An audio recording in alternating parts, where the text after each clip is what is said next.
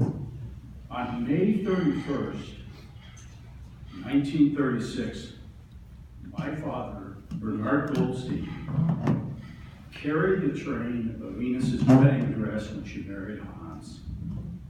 My father was 9 years old and a first cousin to Hans. His sister, my Aunt Polly, was actually Enes's classmate who introduced her to Hans.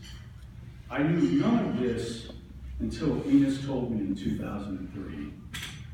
The summer before, I had visited Vienna for the first time, and my discoveries there heightened my curiosity about my father and his family. Later that year, my brother Greg called me to report an interesting phone call. I knew instinctively it regarded our father.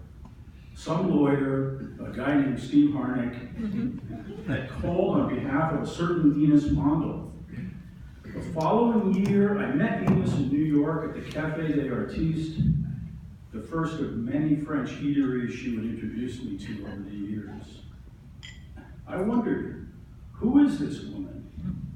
Why can't I keep up with her walking down the street? And how does she know more about my father and his family than anyone I'd ever met? And she wasn't even a blood relative. She immediately produced an elaborate sketch of my family tree, scrawled entirely from memory. That was the beginning of a wonderful friendship. She liked to talk and had a way of assuming that anything of interest to her, and she had many, many interests, would naturally fascinate the listener.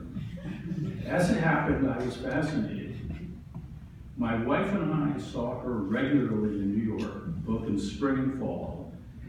In the spring, she allowed no visitors before April 15th as she focused on preparing her tax return. One April, we knew there was trouble when the IRS questioned her recent return. She promptly took the bus to their office. Only in the last several years did she deign to take a taxi and straighten them out. Cynthia and I still laugh about what that scene in the IRS office must have been like. We also visited her quite often in Maui, where we established a nice routine. She loved being entertained and wanted her guests to be entertained too. Consequently, our time was filled with outings to plays, musical events, going to the library, all sorts of things.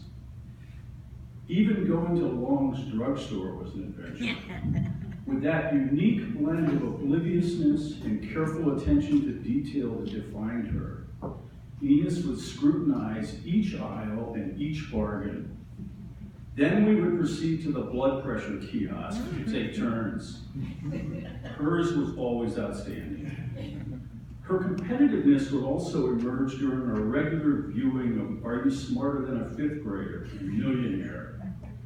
As we watched TV in her living room at Sugar Beach, where she refused air conditioning and had no use for screens, we were joined by wild birds and lizards. In deference to her migratory patterns, we also joined her in Europe numerous times, escorting her down memory lane. Her childhood home in Vienna, the apartment in Cork where she and Hans spent the war years, road trips through Austria, searching for blue trout and lots of opera, which I grew to love. Between visits, I would send Ines news articles and book reviews I knew would interest her. Later, I would email her articles as well, but she preferred the clippings, if only because she often found the random snippets on the backside to be equally interesting. Naturally, we spoke on the phone quite a bit, but whether she was in New York, Maui, or Spain, I could never get a word in.